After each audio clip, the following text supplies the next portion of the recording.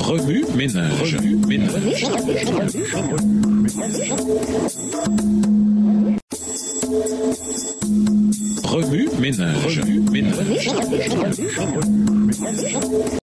Bienvenue dans votre émission. Remue-ménage. Nous voilà à la leçon de dimanche. Intérioriser, le timing est essentiel. La Bible n'évoque que brièvement les détails du séjour des Israélites en Égypte. La raison pour laquelle le récit biblique passe presque entièrement sous silence cette période n'est pas indiquée. On n'y trouve que quelques phrases descriptives. Si on ne sait pas à quel moment les Israélites devinrent esclaves, en revanche, on sait que leur nombre augmenta si rapidement que le pharaon craignit qu'ils ne se joignent à une force d'invasion qu'ils dépassent en nombre les Égyptiens et quittent ensuite l'Égypte.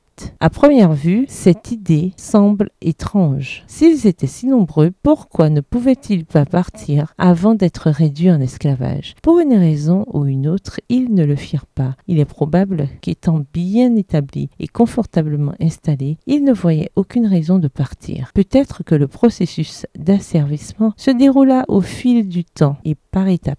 Il s'agit d'un point important alors que nous commençons notre étude de cette histoire ancienne. Quand l'esclavage a-t-il commencé?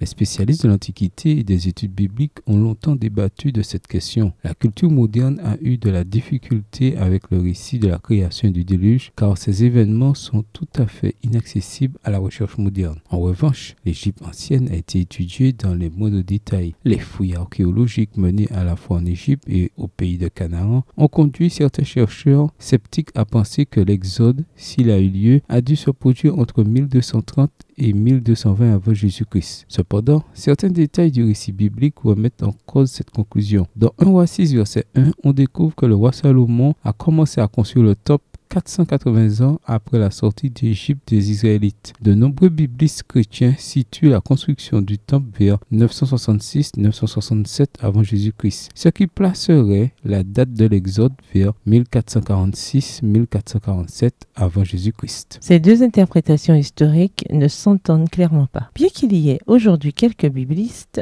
dont même certains ne croient pas au Dieu de l'Exode, qui pensent pouvoir harmoniser le récit biblique avec les découvertes archéologiques modernes. La plupart d'entre eux s'en abstiennent. Reste à voir ce que les découvertes archéologiques futures pourraient révéler. Ce qu'il faut retenir, c'est que de nombreux récits bibliques se sont avérés exacts au cours des 200 dernières années de fouilles archéologiques. Mais en même temps, notre foi en la véracité du contenu biblique ne peut reposer entièrement sur le fait que les méthodes modernes d'exploration de l'histoire de notre monde correspondent au récit biblique. Si notre foi ne doit pas être confondue avec une croyance sans preuve, elle n'en reste pas moins la foi. Remue-ménage, revenez à votre texte écrit et étudiez le passage, encerclez les mots, expressions ou idées répétées. Soulignez les mots, expressions qui sont importants et qui signifient quelque chose pour vous. Reliez par une flèche les mots, expressions aux autres mots, expressions associés au connexe. Quels éclairages particuliers vos notes semblent-elles indiquer dans l'ensemble? Mémorisez votre verset préféré tiré d'Exode 1. Écrivez-le plusieurs fois pour vous le rappeler plus facilement. Comment réagissez-vous aux passages de la Bible pour lesquels vous souhaitez obtenir davantage d'informations? Des gens vous ont-ils déjà rendu la vie dure? Si oui, ces circonstances ont-elles affecté votre relation avec Dieu? Expliquez. Au revoir. Et à demain si Dieu veut. Remue ménage. Remue ménage.